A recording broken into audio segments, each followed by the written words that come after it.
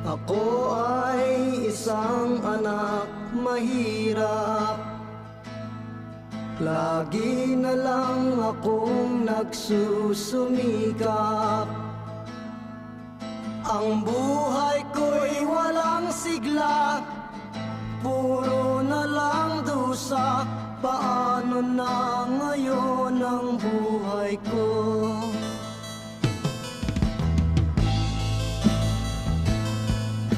Sa akin ay walang tumatanggap.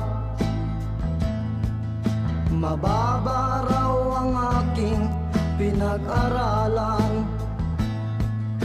Grade